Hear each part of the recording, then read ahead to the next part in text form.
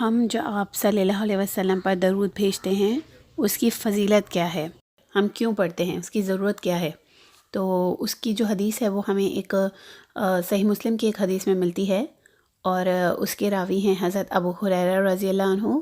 اور وہ بیان کرتے ہیں کہ رسول اللہ صلی اللہ علیہ وسلم نے فرمایا کہ جو شخص مجھ پر ایک مرتبہ درود بھیجتا ہے تو اللہ اس پر 10 رحمتیں نازل فرماتا ہے۔ ٹھیک ہے، اس سے ملتی جلتی ایک اور حدیث ملتی ہے سنن نسائی میں، اور اس کے راوی ہیں حضرت انس رضی اللہ عنہ، اور وہ فرماتے ہیں کہ رسول اللہ صلی اللہ علیہ وسلم نے فرمایا کہ جو شخص مجھ پر ایک مرتبہ درود پڑھتا ہے تو اللہ اس پر 10 رحمتیں نازل فرماتا ہے، اس کے 10 گناہ معاف کر دیے جاتے ہیں، اور اس کے 10 درجات جو ہیں وہ بلند کر دیے جاتے ہیں۔ تو دیکھیے کتنا آسان ہے کہ آپ ایک بار درود شریف پڑھ رہے ہیں، اور اس کو ایک بار پڑھنے سے آپ کے جو 10 صغیرہ گناہ جو ہیں وہ معاف کر دیے جاتے ہیں۔ یہاں پہ صغیرہ گناہوں کی بات ہو رہی ہے، جو چھوٹے گناہ ہم کرتے ہیں دن بھر ان کی۔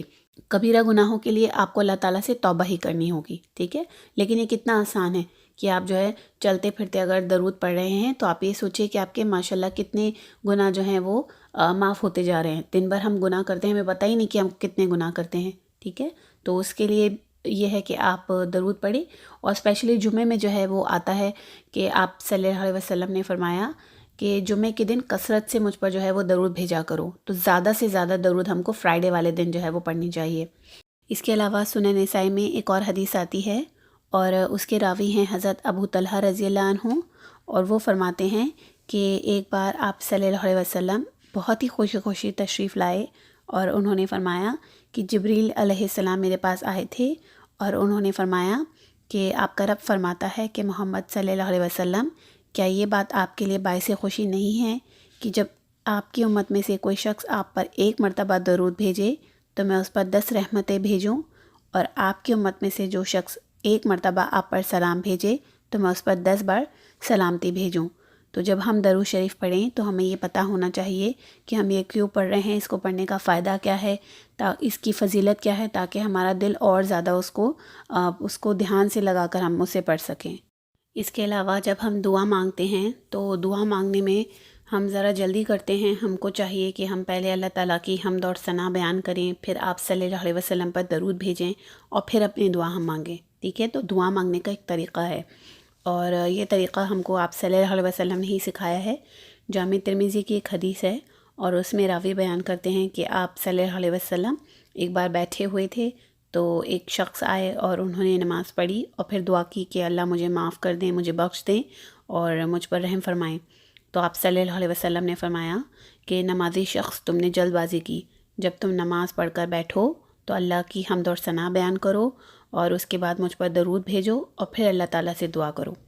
پھر ان کے بعد جو ہے ایک اور شخص آئے، انہوں نے نماز ادا کی، اس کے بعد پھر انہوں نے